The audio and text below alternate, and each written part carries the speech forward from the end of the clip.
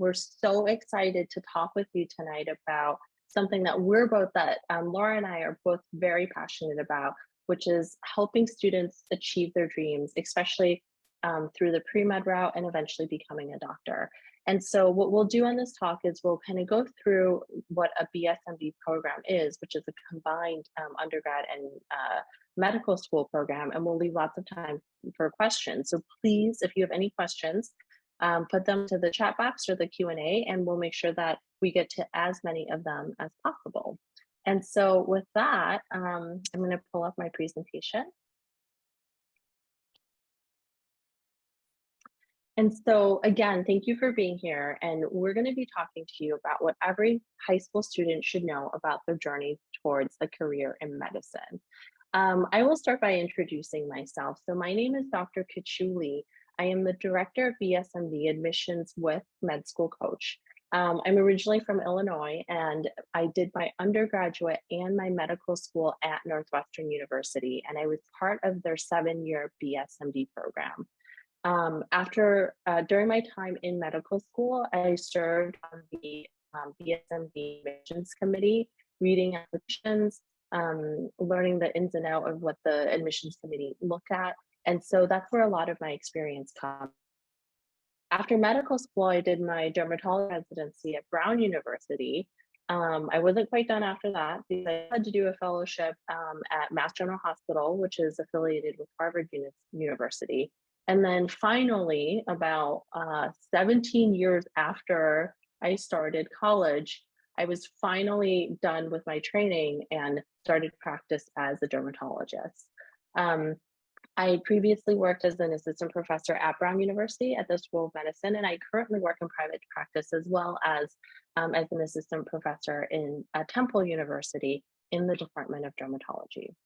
And with that, it is also my pleasure to let Laura introduce herself. She is one of our amazing college advisors who will also talk to you a little bit about the undergrad project program tonight.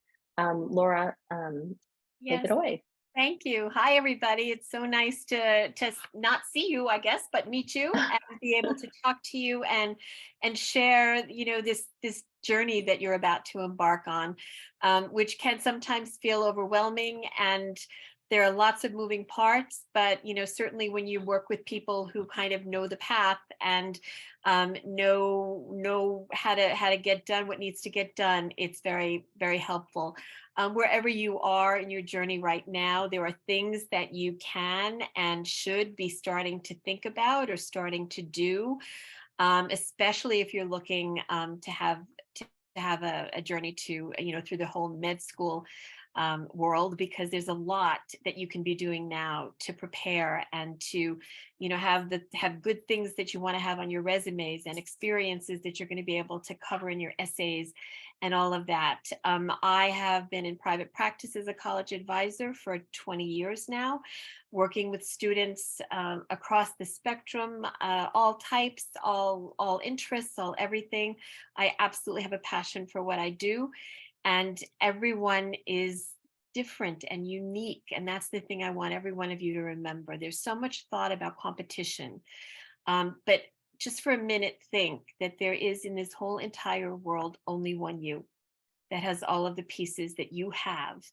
And you have that come out in your application. You have that come out with your voice. And that's what it is. So I guess that's what I want to say about it. Thank you so much, Laura. And so with that, I'm going to launch into the meat of our presentation tonight to tell you a little bit more about BSMD programs, as well as how you can start preparing for that, no matter what stage you're at, whether you're still in middle school, whether you're a freshman, or even if you're a senior right now. And so how do you become a doctor? And I think you got a taste of that from my own intro, but the traditional route, which most people do, is they go to college for 4 years. A lot of times they might take a few years off, or they might do a post-bac, a master's degree, so that they can improve their resume, improve their chances. That can take a year or two. Some students might take a gap year to do research, to take the MCAT, to boost up their extracurriculars. That can take another 1 to 2 years. And then finally, after all that, they get into medical school. Medical schools currently have about a 38% acceptance rate for students who are applying out of college. And so you can see that it's a very competitive process, and you really need to do everything you can during your college years to improve your chances. You're not quite done after medical school yet, though, because you still have your training, your specialty training. So you have 1 year of internship, you have 3 to 6 years of residency, you have another 1 to 3 years of fellowship, and then after that, you're an attending. I think you heard from my own story that I took about 1 year of internship, 3 years of residency, and another 2 years in fellowship. And so another 6 years after I was done with medical school before I actually became an attending physician. So in contrast, what is a BSMD program? Well, a BSMD program is very much more akin to, let's say, the British system or the UK system, where you apply to medical school right out of high school. And what that means is that you have a guaranteed spot in medical school so that you don't have to do that post-bac or that master's or that extra gap year because you have that guaranteed spot. And the thought is that because you have that guaranteed spot, you can spend those 4 years of college really developing yourself, taking the extracurriculars you want, maybe, participating in dance or participating in intramural soccer instead of slaving away doing research that you don't really want to, that you're just trying to do to get into medical school. Because we know that by developing you as a well-rounded person, you will eventually become a well-rounded doctor. The BSMD route really cuts a few years off of that and lets you mature and develop as a person in college. It does not change the course of your post-medical school training, which is still anywhere from 4 to 10 or more years. So what do BSMD programs really look for in an applicant? And so most of these programs will consider applicants holistically, just like with any undergrad college applications. And when I talk about holistically, I mean that they don't look for just one thing that will make or break your application. So, if you have no leadership or awards, it's not like they're going to mix you. They're really going to look at how all of these pieces fit together, which is why this graphic is drawn in a circle and not really in order of priority, because they want people who will balance out their medical school classes as well as their undergrad class with different skills and different traits. Talking first about grades and test scores, obviously BSMD programs want people who are at the top of their class. They want people who do well on standardized tests because ultimately they're they're taking a risk with you and making a bet on you that you will do well enough to pass your boards and eventually become a certified or board certified physician. And so typically they look for students who are in the top 5 to 10% of their class if your school ranks. They look for SAT scores that are in the higher tiers as well as ACTs. It doesn't matter whether you take the SAT or whether you take the ACT. You can take both and just submit the one that you did the best on, but most schools will look at them equivocally. And then they also look for a pretty decent GPA, 3.5 to 4.0, usually tending towards the higher of that spectrum or greater than 90% if that's how your school grades. When they look at your transcripts, they're obviously looking for someone who has taken very heavy STEM courses to show that they can excel in this area since medicine is so STEM heavy. At the same time, they want someone who can talk to patients, who can talk to humans, and who are able to communicate. And so they want to make sure that people have a good balance of the liberal arts. And so they often require English, history, humanities electives, and some schools will often require an elective or a fine arts credit. Moving on, we'll talk about community service. So when BSMD programs are looking at community service, they're really looking at how much time and how much effort you've put in. And so they're looking for longitudinal commitment. And what that means is that it's much better to focus on something that you're passionate about and just pick a few activities. So it's better to have 2 or 3 activities that you've done for all 4 years that you've really been passionate about and created projects for or done work in the community for versus someone who has 15 clubs that they're in, but only join them for about 2 months at a time hasn't done much or ascended to leadership role. So again, they want to see longitudinal commitment. And so more is not better. So 15 clubs is not better than 3 clubs, because with the 3 clubs, you might have done it for all 4 years and risen to the role of president, or even a student role on the national level in that club. And so pick something you're passionate about, stick with it, and really try to ascend the leadership ranks with that club or that extracurricular activity.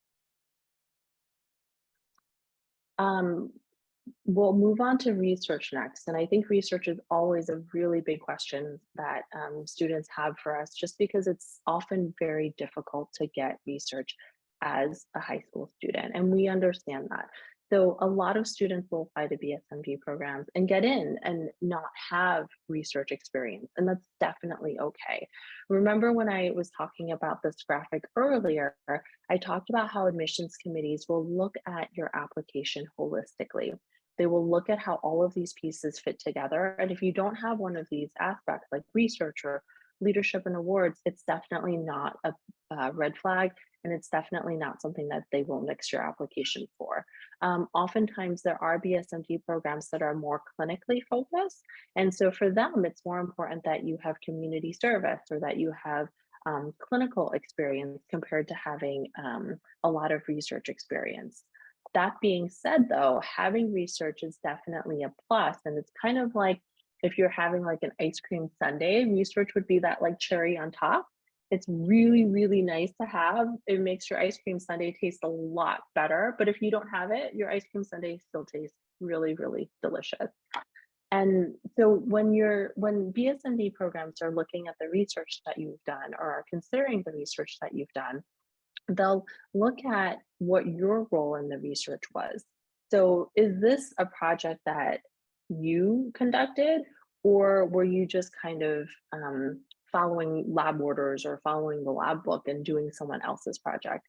It's definitely still valuable to help other people on their project, but at the same time, if you have your own project, that would make it even more attractive, because your own project is something that you thought of with the help of your mentor, with the help of your professor, that you executed, that you learned from in terms of trial and error, and that you created a final project from. From there, they'll kind of look at where you took this project. So do you have any publications from this project? Or did you give any oral presentations? Did you submit or give any abstract presentations? All of those are kind of scientific markers of how solid your science is or how solid your research project is. And all of those accolades will help your application. If you have an amazing project and a really great mentor supporting you, I always encourage my students to apply for national science competitions. Again, seeking recognition, not just within your school, not just within your state, but if you're seeking recognition for your project on the national level and do well, that really shows the effort that you've put in, and it shows how solid your project was when you're competing against other students nationally. For students who are looking for research projects and are having trouble finding research opportunities in their area, there are several highly regarded summer research internships that you can participate in that are held at major universities over the summer. So those are opportunities that you should start thinking about applying to probably around January of the summer before. Many of those applications will close March or April of the summer before. I also always get the question of like, well, can I do online research? What about the online research programs that have sprouted up all over the place? Those are good to introduce you to research, but really nothing beats doing research than going into the lab or going into the hospital and actually getting your hands dirty with that hands-on bench research or that hands-on clinical research that you could be doing. So we've briefly gone over grades and test scores, the importance of community service and the type of community service you should be doing, which is longitudinal community service that you're passionate about. we've gone over research, and now we're going to go over the most important aspect of what PSMD programs look for, which is clinical experience and physician shadowing. And so with clinical experience and physician shadowing, it's really, really hard to convince someone based on your application that you want to be a doctor if you've never really seen what a doctor does, right? And so that's why it's really important to try to shadow so that you can see what it's like on a day-to-day basis to be a doctor, and so that you can also volunteer in clinical experiences so you can understand what it's like to take care of patients, or at least to interact with patients. When you are looking for clinical experiences that involve patients, you want to choose experiences that have direct patient care as much as possible. And so what that means is you want an opportunity where if you're working in a hospital, maybe you're actually interacting with the patients who are in the hospital, whether you're helping to bring them, snacks and a blanket after their surgery or before their surgery, or whether you're helping to speak with them while the doctor is busy to answer their questions. Even if you don't have a direct patient care experience like that, I wouldn't turn down the opportunity, because oftentimes the way you get direct patient care experience is you work your way up to it. And so I have many students who started at the bottom. They started literally in the hospital gift shop, and then they worked their way up to the hospital information desk where they were giving patients directions. And then from there, once they got to know the hospital, they worked their way to, pushing around a coffee and tea cart around the hospital floors. And then from there, they worked their way to assisting the nurses. So answering call lights, if it's something simple, they can help, get water for the patient, or get the nurse if there's something that they can't handle. But everything in life is about working your way up the ladder. So I wouldn't turn down any patient care volunteering opportunities just because they don't start with direct patient care environments. When it comes to shadowing, it's obviously best to shadow as many different specialties as you can, so that you can get exposure to the breadth of medicine and see what it's like to be a surgeon, or see what it's like to be a pediatrician, or see what it's like to be an OB/GYN. Experiencing a diversity of clinical environments is also important. Again, being a doctor isn't just about working in a hospital. It's about, being a public figure. It's about advocating for the community. It's about serving patients. And so experiencing as many different clinical environments as possible to show you the breadth of what a doctor does is also helpful to show the admissions committee that you have done things to try to confirm your exploration of medicine. And that could mean, shadowing or working in a hospital, shadowing, volunteering in an outpatient clinic, like just a regular doctor's office, such as your pediatrician. It could mean seeing what the rehab environment is like.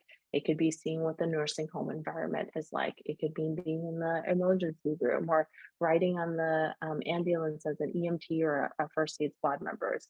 There are really an infinite number of possibilities. And we on the admissions committee really, really want to know that you have done your job of exploring all the different opportunities that medicine offers. And despite that, or because of that, you still love medicine, no matter where you're practicing or what specialty you're practicing in.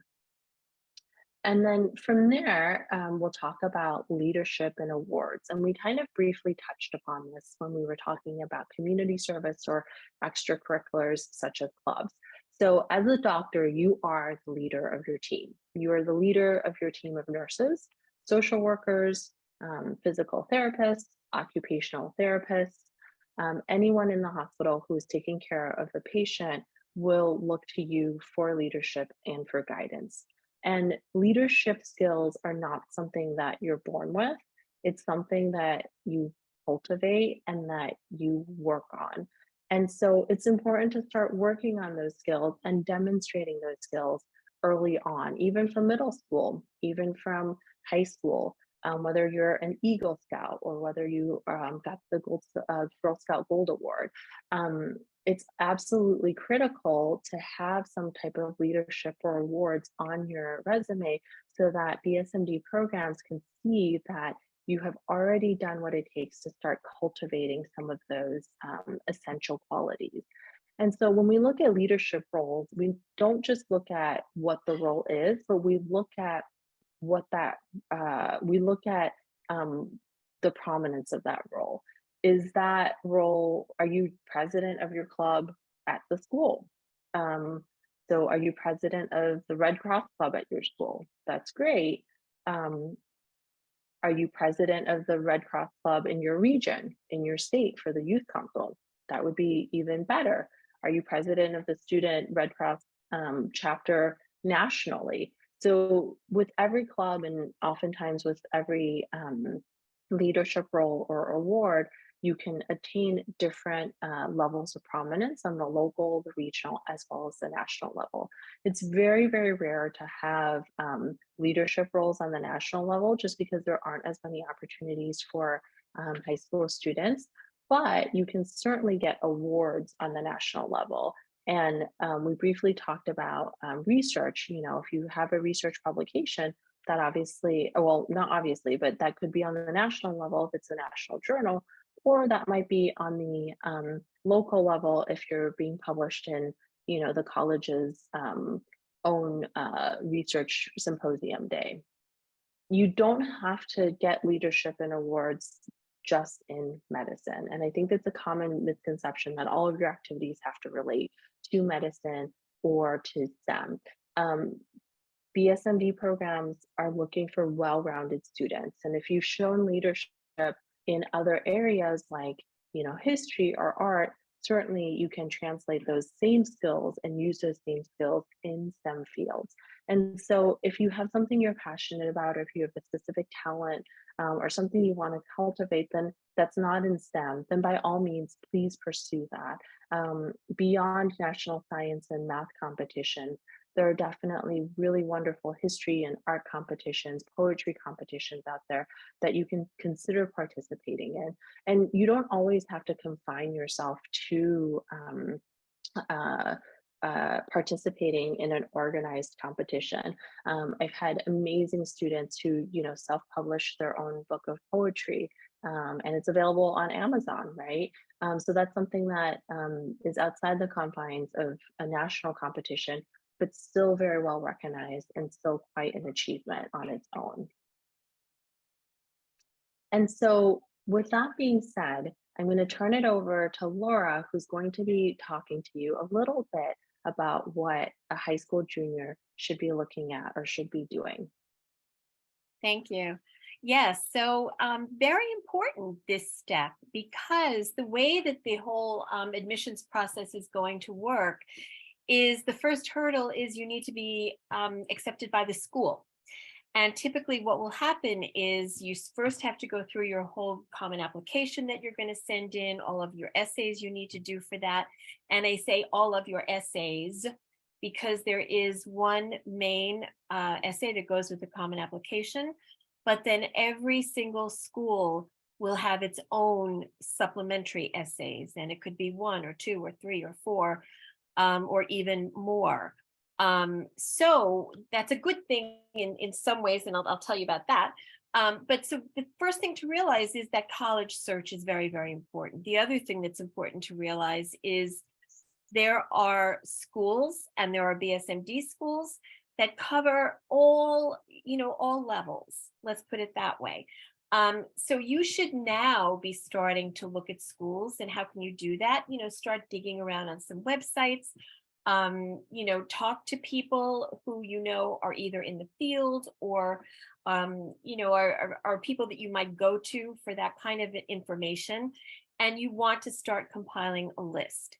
Again, it's very important that we get accepted to the school, because it is only after that, or somewhere within the process, once the college decides that you're someone that they may be interested in, that they will start to release information, additional questions you might have to work on that are related to the BSMD program.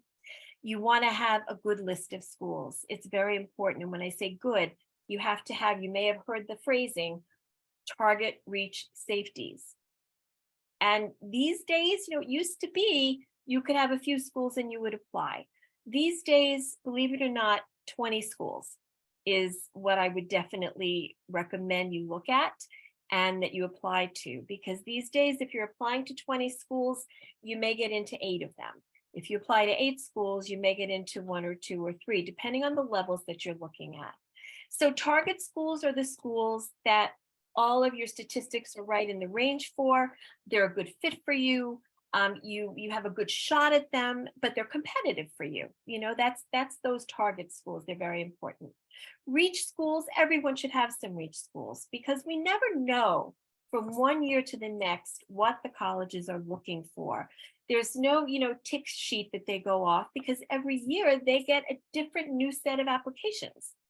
And the admissions people, they have a very tough job, because they're not just looking at individual applications, but they are also looking to put together, which Dr. Lee alluded to, a full freshman class. And that freshman class needs to be a mixture. It can't be 3,000 biology students. They have to have the history, and they have to have, business, and they have to have all these different things. So you never know who else is applying. And by the way, never take yourself out of the running because you think that you're not going to have a shot.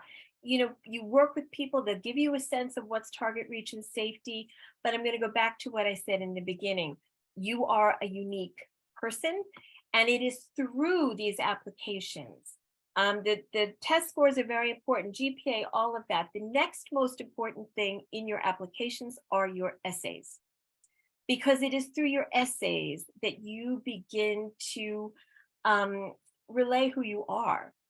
There are a good advisor who's working with you on this stuff will know how to look at 3 different essays and attack each one of them in a slightly different way to bring out different facets of who you are and what you've done and all of that sort of thing. So at the target reach safeties, we all want to have some of those. And by the way, it's your safety schools that are the ones that might be most, willing to give you money.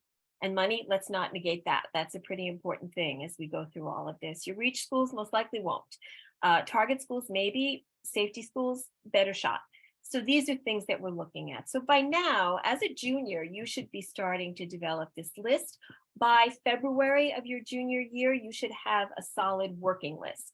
That doesn't mean something can't come on and off, but it does mean you should have some direction, because there are also going to be due dates, and there are also going to be certain things that certain schools are going to want, and you want a head start on that.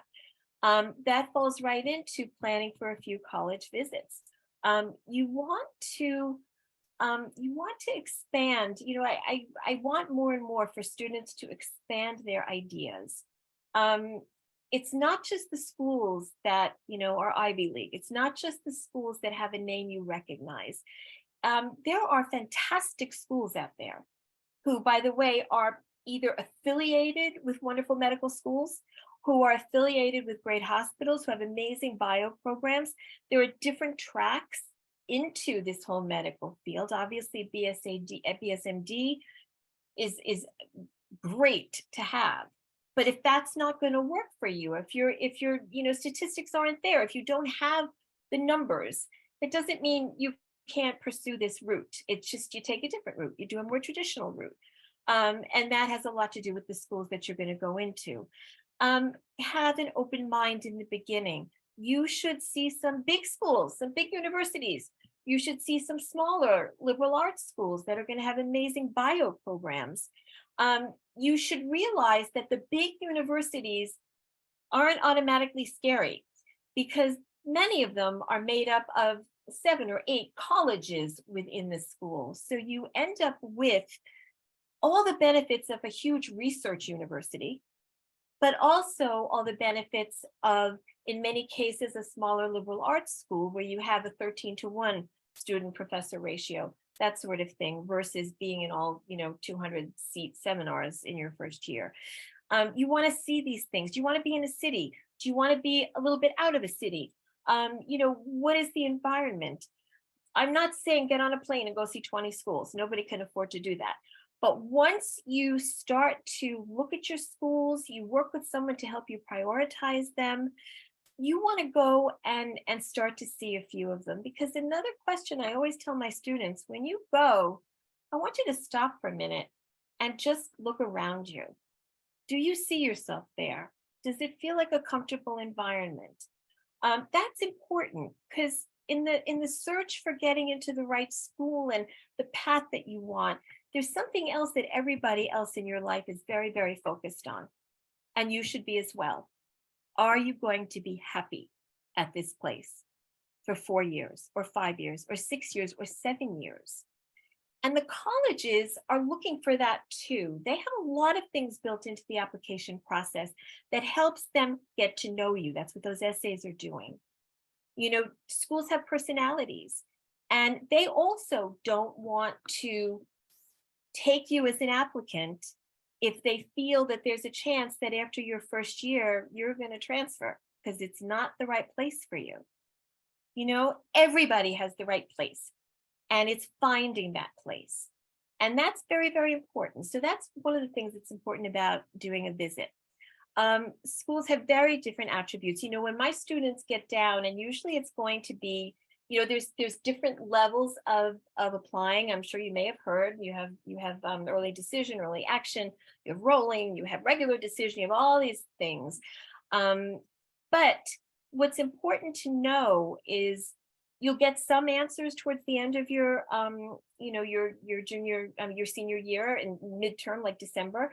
Most of them you're going to get in March, April, and I have my students do a spreadsheet at that time, and that spreadsheet says, you know, the breadth of the coursework, the research opportunities. Is it a big school? Is it a little school? Honestly, I have a column on there that they look at which says, how's the food? Because you're going to eat there. And, you know, some schools have really, really good, whatever, matters to some kids. So that's what the spreadsheet is all about. You also want to get on there and you want to research these websites once you start narrowing down. Because there are times that we've gotten into websites and we say, oh, we're going to study bio. Okay, well, okay, this school has like 2 or 3 different options. This school has, what do you mean there's 17 different concentrations in bio? I didn't even know that existed. And oh, look at this. I never thought I was going to do this before, but yeah, that's important. Liberal arts schools or you know, lots of times when you go in through the College of Arts and Sciences, which is the more liberal arts part of it. That's where the bio lives. And the great thing about that, which comes up very often in essays, is what's so great about doing that? Well, you know what? To what Dr. Lee was speaking to before, which I think is very, very important, I always say to my students, you know, you're going after your major, you're doing the bio, you're doing all of that, but hey, this is going to give you a chance to take a psychology class.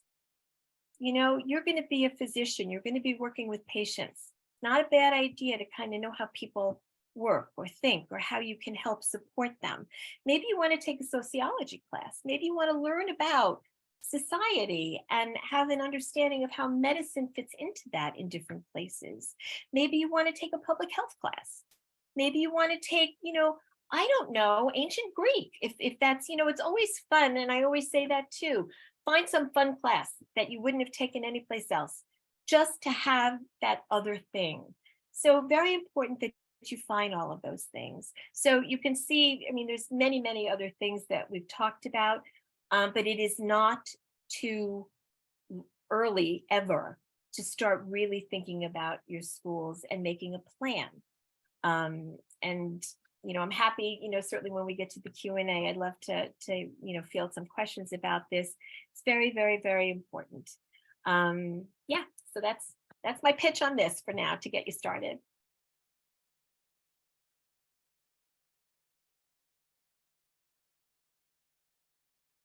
And so these are some hot topics that have really been in the discourse this last year, as well as questions that we commonly get.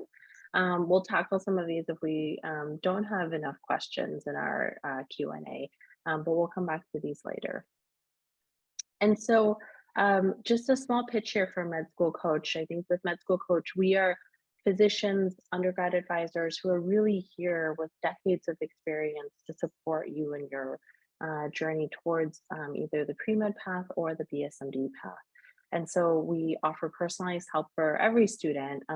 Everyone gets assigned a physician advisor who's had experience on admissions committees and know what the admissions committees are looking for. And so if you have any questions at all about this process, definitely please reach out to us. We offer free 15-minute consults. The link is in the chat. And so we'll be there to offer any help that you have. With that, I also wanted to talk with you about another opportunity, the High School Alliance of Future Physicians.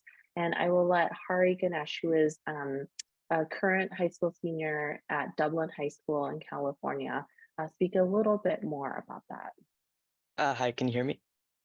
Yes. All right, perfect. Hi, everyone. I'm so glad to be here. My name is Hari, and I'm the founder of the High School Alliance of Future Physicians. For those of you who want to take your passion for medicine to the next level, I have an exciting opportunity for you. HSAFP, or the High School Alliance of Future Physicians, is the perfect club for you to join or even consider leading as a chapter president.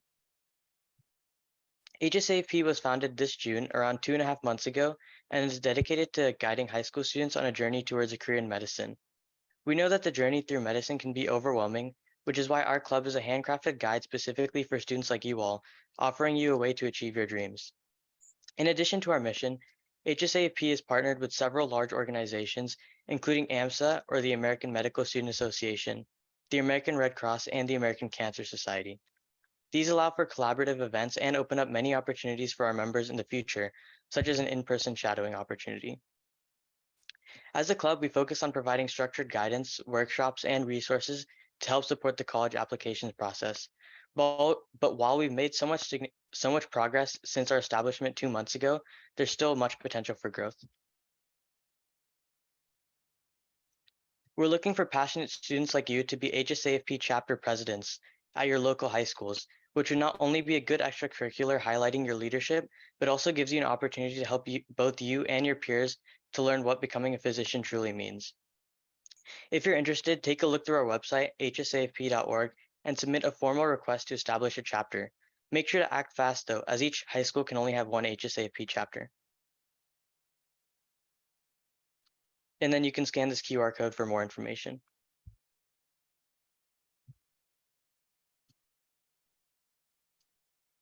And so I'll leave this up here for a minute for anyone who wants to scan the QR code. It'll also be available with the recording of the slides.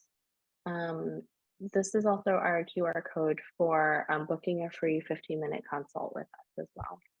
And so with that, I'm going to turn it over to Hari, who will who will help moderate our Q&A. Yeah, so make sure to type your questions in the chat because I'll be going through those and asking them to Laura and Dr. Lee. Okay, so the main theme I'm seeing here is about research. So the first question is, how can I get research opportunities? I'm only 16 years old. And so I think I can take that one.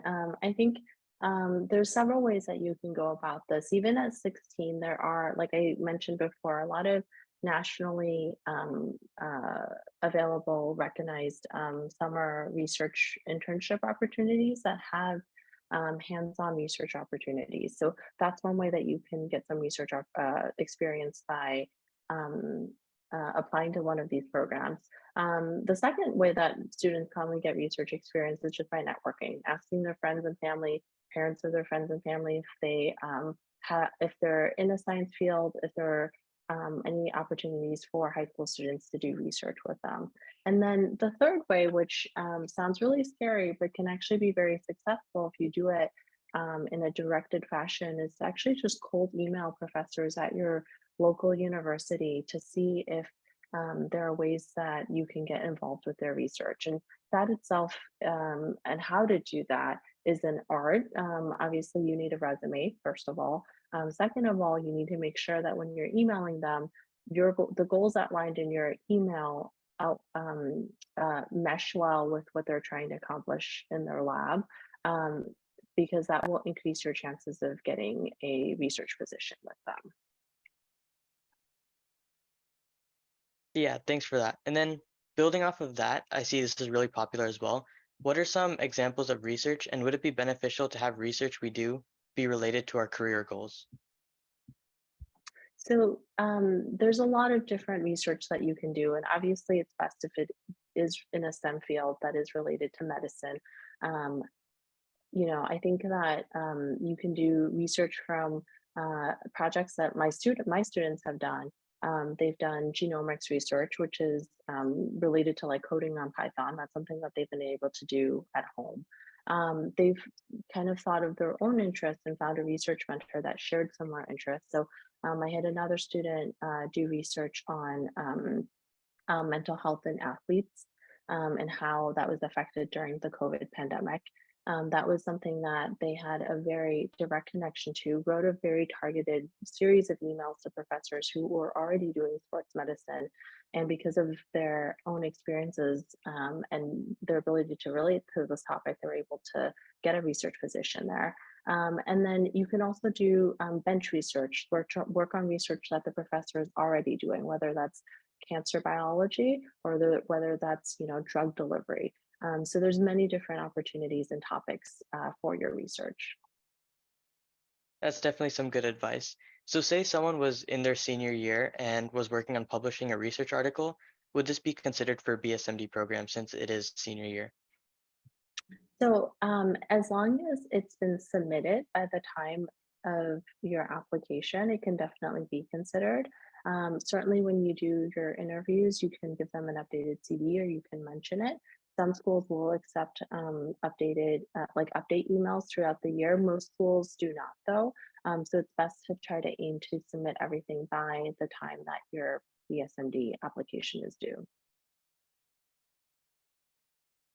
And since this is like a BSMD presentation, you can expect that the second main theme and question people have are regarding shadowing. So also like research, how can you get shadowing opportunities when you're still so young? Mhm.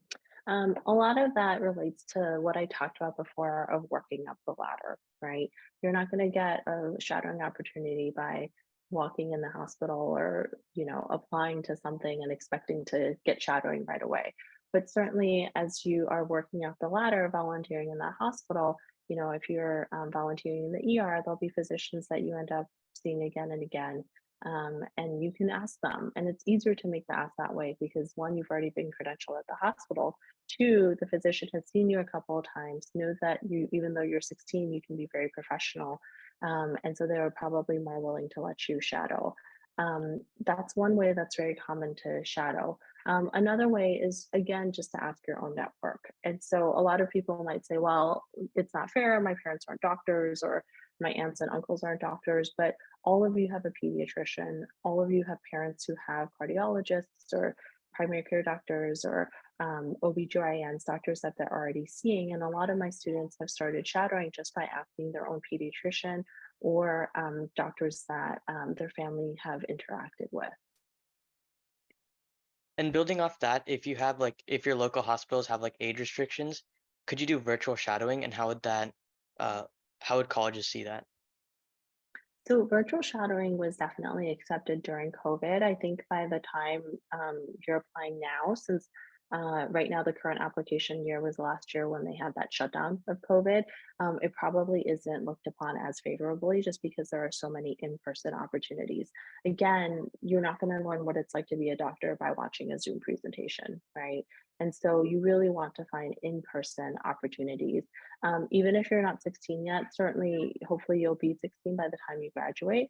If you're still not 16 by that time, then you can still try to get as many opportunities with clinical exposure as possible. And so this next question is based towards like being able to handle a workload. So how can we juggle between schoolwork and all these important roles like awards and community service, as well as being a leader? Yeah, that's really difficult. And the demands on high school students nowadays are very challenging. I think I'm going to let Laura take that one because she probably can speak to that a little better. Yeah, so it is very challenging. It definitely is. You're picking a path that is a challenging path. And one of the things that I know is being looked at is how you are able to juggle all of these things. And this also speaks to, which Dr. Lee mentioned before, don't get involved in 15 clubs and 17 leadership things. And, because nobody can do all of those things well.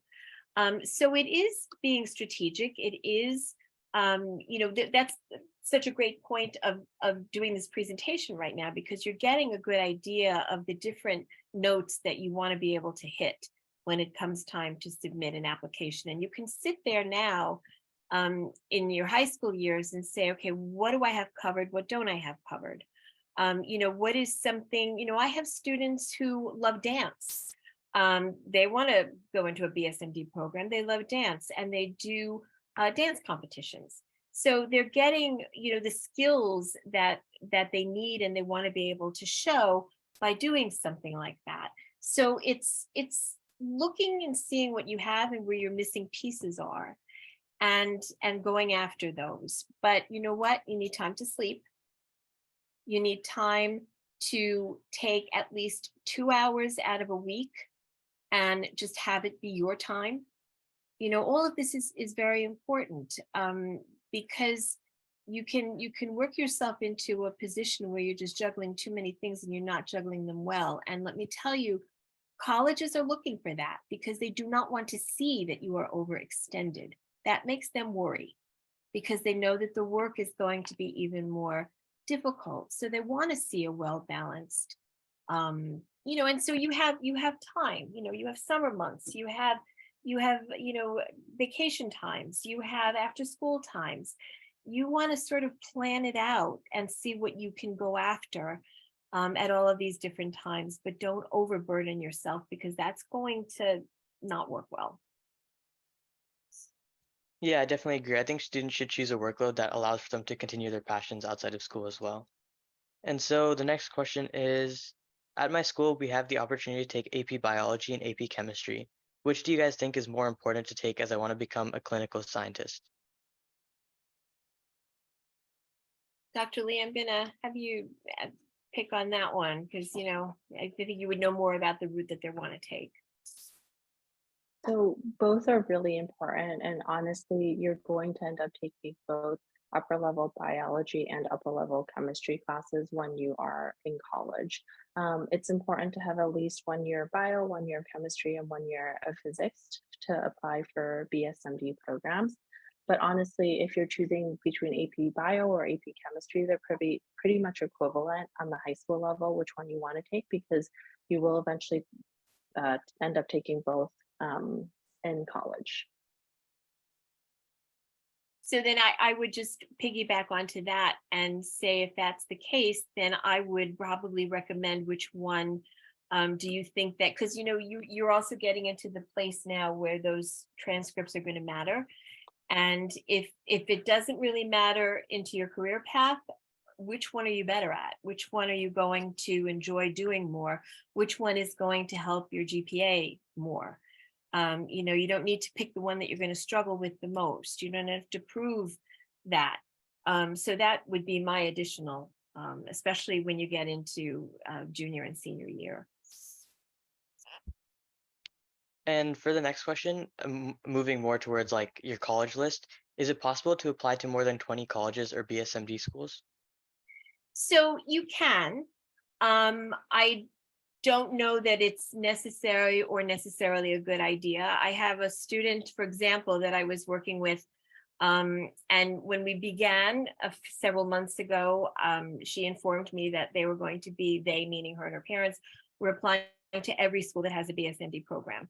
And I said, okay, so we'll talk. And then as we got closer, that's just not feasible. And it's almost the same thing as with all your activities.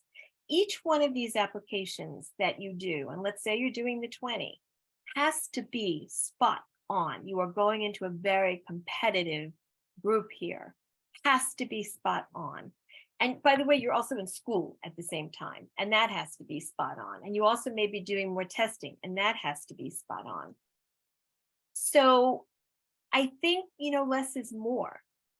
I think what ends up happening is your first few schools, those first few applications may be really tight, But as you start approaching deadlines, they're going to get sloppier and sloppier. There's no way out of it. And so what is the point of that?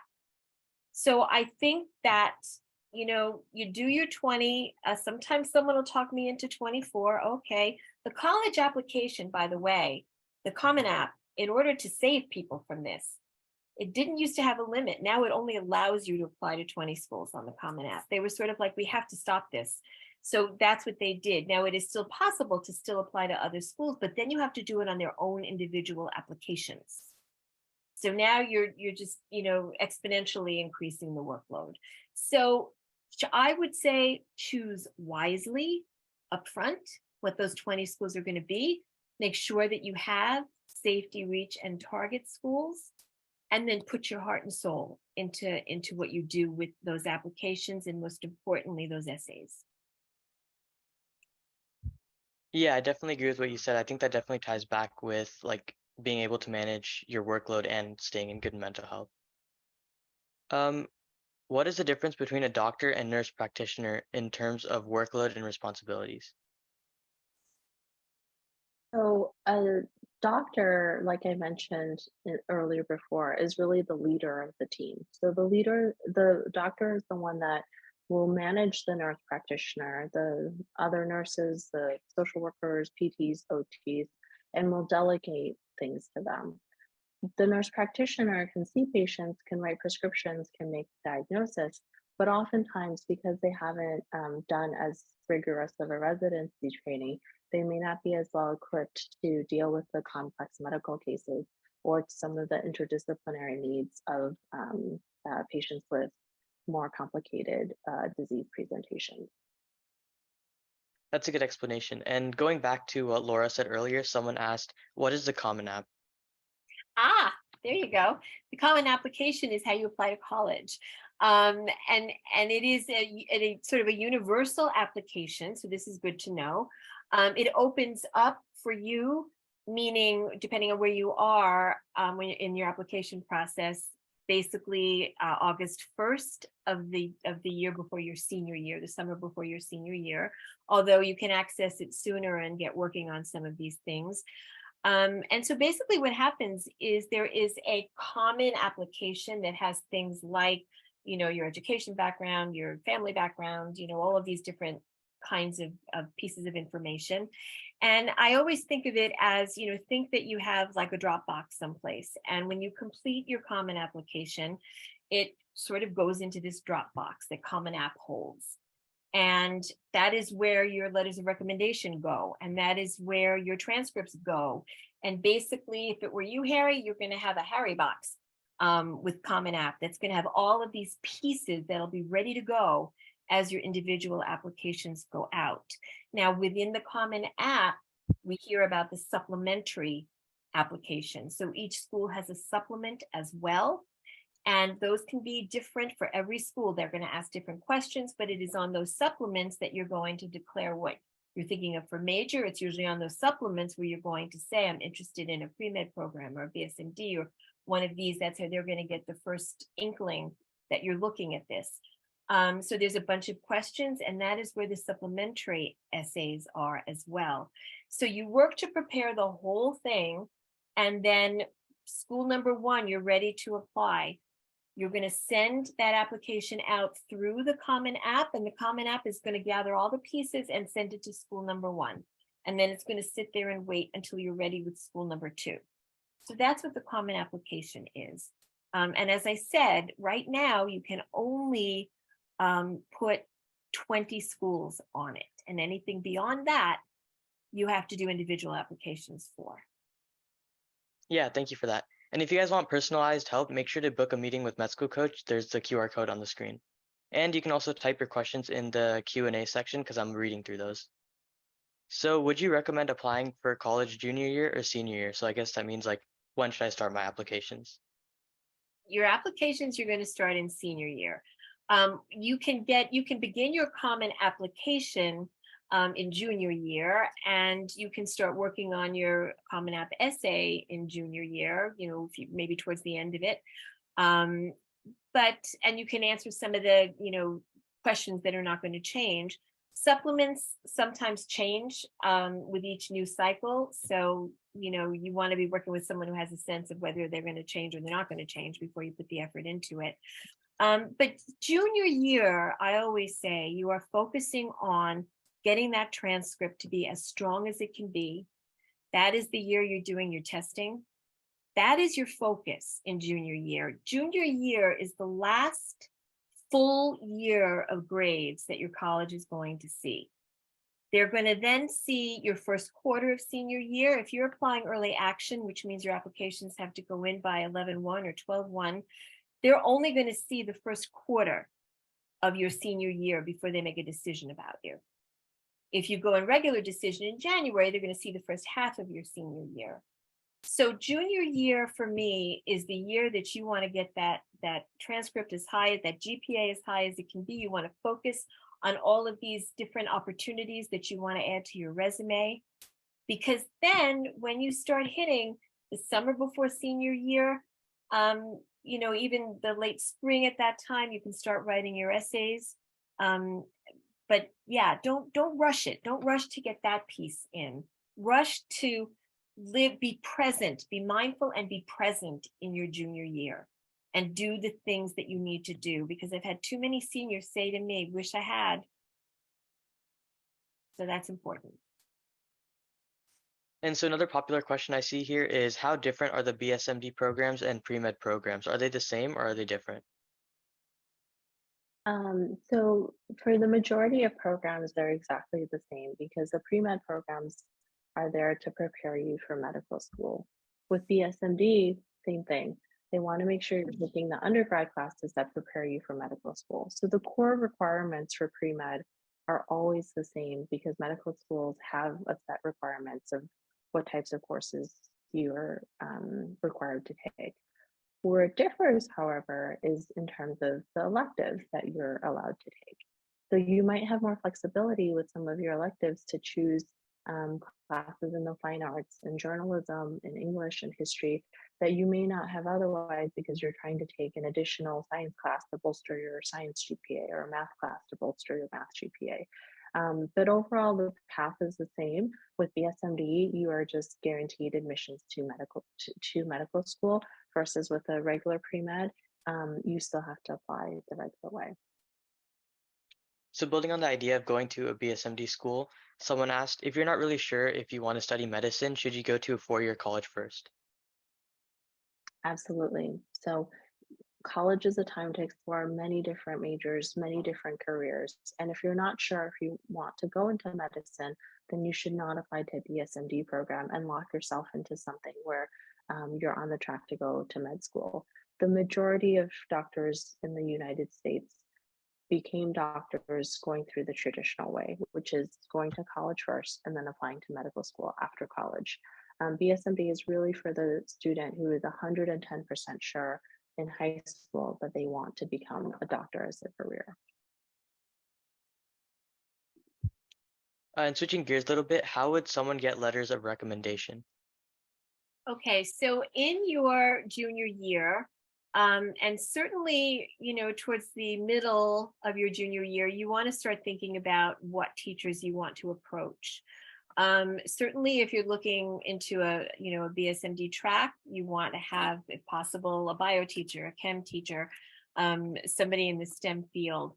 You're going to be required to have 2 letters of recommendation that are going to be from teachers.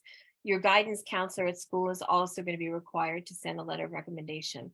So you want 2 academic teachers. Ideally, they are from your core subjects. So, should be math, science, English, or history, one of those, or 2 of those. And the thing to do is you want to hopefully be able to approach a teacher that you're not in 9th grade. This is someone that you have had in 10th grade, or you have through at least half a year of 11th grade who know you, someone who knows you and can speak more personally about you rather than sending a boilerplate letter, which some of them will do. So that's the thing. You want the right subject matter and you want the right teacher. Do it earlier than later, because the teachers that do these best letters of rec, they're only going to take X number of students. They're very, very work intensive. and many of them will have a cutoff point. So you want to go and you want to ask them in person first. I would really, I've enjoyed, find something particular to say to them to make them remember who you are. I've really enjoyed, when you taught this, or you really made me feel that I wanted to know more about this field. And then, as if they say yes, then you're going to follow up with an email to just, confirm. And then when you then get into the Common App, again, the Common App process, the Common App gives you a way then to invite that teacher to submit their letter of recommendation. You never touch it. It never comes to you. They just automatically will write the letter and will send it up on a link, and it's going to go into that Dropbox with everything else and will go out afterwards. Some schools will allow some additional letters of recommendation, some will not. And, that's where you might do some secondary letters of recommendation. Sometimes I will have students who had great shadowing opportunities, and they'll ask the doctor to write a letter of recommendation or a research, situation, or their wrestling coach, if they've been wrestling since they were, 4 years old. So that's where all of that goes. But definitely, by February, March of your junior year, you should be asking your teachers. And earlier you mentioned getting a letter of rec from your guidance counselor. So if your school has over 2,000 people, how would that work? So it's the same thing. That is, guidance counselors have an automatic, they know the things that they have to do and that they have to process for their students. The guidance counselor's letter of recommendation is almost, to me, the least important one, because they typically do work with boilerplates. What's going to happen is in 11th grade, towards the end of 11th grade, you're going to get something, some people call it a brag sheet, some people call it a questionnaire, and it's going to ask you a bunch of questions about yourself. What was your greatest leadership activity? What was your greatest this? What was this? What was the other thing? And that will be sent to your guidance counselor. And basically your guidance counselor is going to use that to talk about these things as though they knew them firsthand. Because many guidance counselors have, 300 students and they don't know them all. And this is what's done. But another very important thing that goes with the guidance counselor's letter of recommendation is something called a school report. So they are also going to send the colleges a school report, which helps the colleges understand what they're seeing. Maybe they have somebody who only has 3 APs. And they're going to say, how could you be applying for this program? You have 3 APs. They're going to look at the school report and they're going to see that their high school only offers 5. And they took 3 of the 5. So they can't hold that against them in any way, where they may see another school offered, 15 of them and you took 2. Those kinds of things. So those school reports sort of give the colleges information about what opportunities your schools had, didn't have, what kind of setup it was, all of that. Yeah, thank you for that. With that, I wanted to, just because we're running a little past our time, I wanted to thank Laura, thank Kari, Hannah from NSHSF for inviting us tonight. But we were so overwhelmed with the attendance we had and with the questions that we had. Thank you so much for being on our webinar tonight. Again, if you have any questions, please reach out to us at MedSchoolCoach. Thank you and have a good night. Thank you. Bye, everybody.